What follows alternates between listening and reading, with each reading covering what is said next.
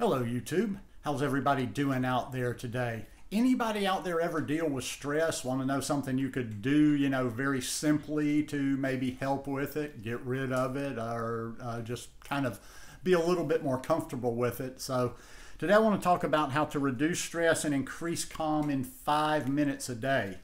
Now, I think I mentioned this in a video not too long ago, but this is a little technique. I've been listening to a lot of podcasts with Andrew Huberman, some of the doctors he has on his show, Rich Roll, and various people about breath work, meditation, even more so recently because I've been walking a lot again.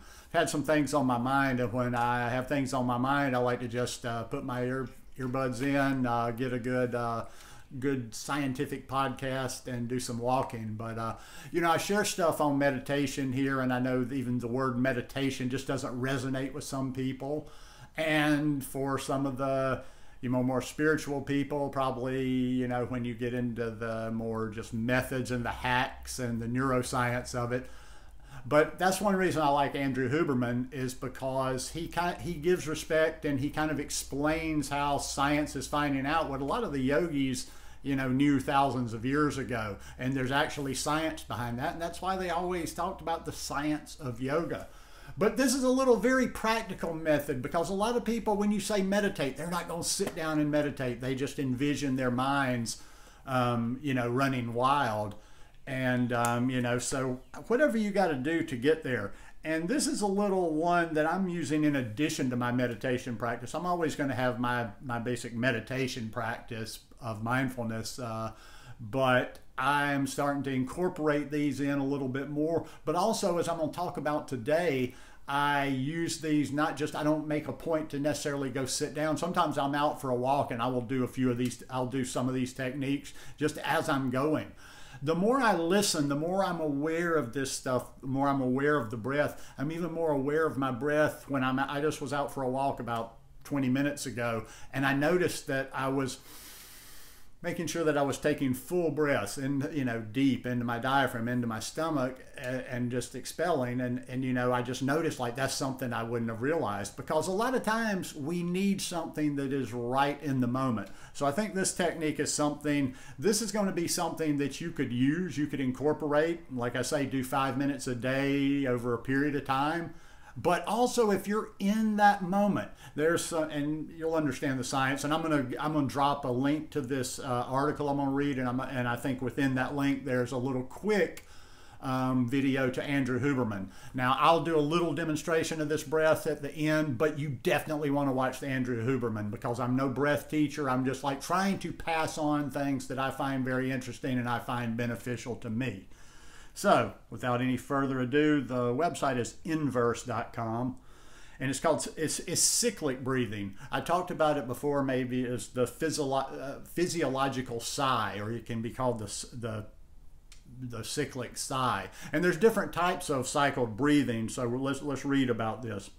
Cyclic breathing: why experts say just 5 minutes a day can reduce stress. New research suggests a daily 5-minute breathing practice can effectively help manage your stress. It's called cyclic breathing, a breathwork practice that's also known as the physiological sigh. Yep. In a study published in the journal Cell Reports Medicine, cyclic breathing proved to be more effective at improving mood than mindfulness meditation and other breathwork techniques. It was also the best way to slow down the number of breaths the participants took per minute, which had a calming effect. While breathing is something we do without thinking, it is easily subject to conscious control, explains David Siegel, a professor at Stanford University and co-author of the new study. David Siegel's another name to look for. Maybe watch YouTube on, get a podcast. I'm pretty sure Andrew Huberman has referenced him or either had him on his show before. The ability to control how we breathe and the positive physical and emotional effects linked to different types of controlled breathing has gained traction in the scientific community as a mental health tool worth further examination. Specifically, Spiegel and his colleagues wanted to study whether breathwork practices can be taught remotely and how practicing these techniques can influence the mind and body over time. In addition to mindfulness meditation, cyclic cyclic breathing, or the physiological sigh, was compared against box breathing and cyclic hyperventilation. Each of the 114 study volunteers was assigned one of the stress reduction exercises and asked to practice it for 5 minutes a day for a month. During this time, they kept a stress journal describing their progress. Overall, almost all participants felt that the stress reduction exercise helped them in some way. Further examination of the data showed that those who used breathing exercises were less stressed than those who tried mindfulness meditation. And within the breathing exercises group, those who did cyclic breathing, or the physiological sigh, reported the best outcomes. In the 1930s, scientists observed 2 instances when people naturally engage in cyclic breathing: in a claustrophobic environment or in a very deep sleep. During this time of sleep, there's a buildup of carbon dioxide in the bloodstream, and the rise of carbon dioxide sends a signal to the brain that triggers the impulse to breathe. In a video made by co-author Andrew Huberman, a neuroscientist and an associate professor at Stanford University, he shows how to perform this type of breath work. But essentially it involves one full inhale, followed by another short inhale through the nose, and then one long exhale through the mouth. So it would look something like this. You're breathing in.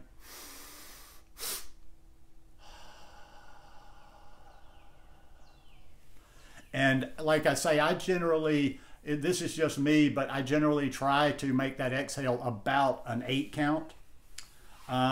Mindfulness meditation also includes some focus on the breath. However, it has more to do with being aware of your breath in the present moment. The study team correctly predicted that all forms of breath work would induce greater mental and physical relaxation. In the paper, they explain an associated sense of control may explain why.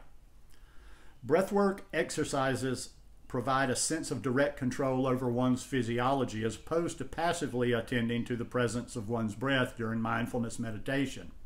This enhanced sense of control could reduce anxiety quickly, as perceived loss of control is a hallmark of anxiety. So, of the 3 breathwork exercises, cyclic sighing proved to be the most effective at reducing the participants' respiratory rate, which likely connects to how its pattern of inhales and exhales differs from the other 2. Box breathing involves breathing in and out at the same pace. I'll talk about box breathing in another video. Or actually, I'm going to do that on my, my Facebook page, Raw Tropical Living. The study did not examine what happens when breathwork and mindfulness meditation are combined, which I'm doing, though Spiegel ventures that there might be additive effects. Next, he wants to see how cyclic breathing can augment the potential of self-hypnosis as a health intervention.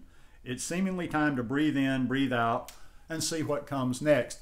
And that's something that I've really learned over recent periods, even after, I've probably learned this in the last month or 2 after meditating, you know, for daily practice for well over a year and a half now, is like I say, I'm more aware of my breath. I'm not necessarily focused on controlling my breath.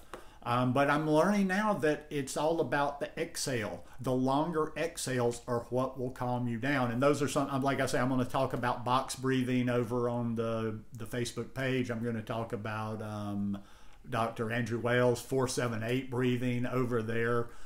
There's a link to my YouTube page in the description below. Just the link, not the group, the link below. I'll put some links to this right here. But it's something to try for 5 minutes a day. And also, too, it is something, and here's your last little tidbit right here where I said it can be used in the moment. Any of this stuff, meditation, breath work, whatever you want to call it, it's not about just making this special thing where we go sit every day. It's about being able to take that and use it in a practical setting. It's about being able to use it in real life situations. And this cyclic breathing or physiological sigh is something you can use in the moment. I had my heart rate monitor out the other day, and I was just playing with that to watch reduce my heart rate. And that's what anxiety is. If when you're having a lot of anxiety, when you're having panic, you can calm down that heart rate.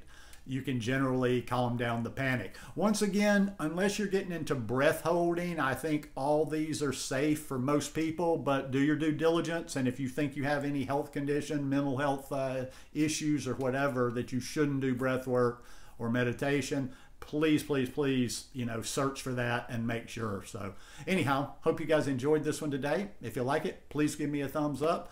Come join the Facebook page, and I'll see you here again soon. Peace.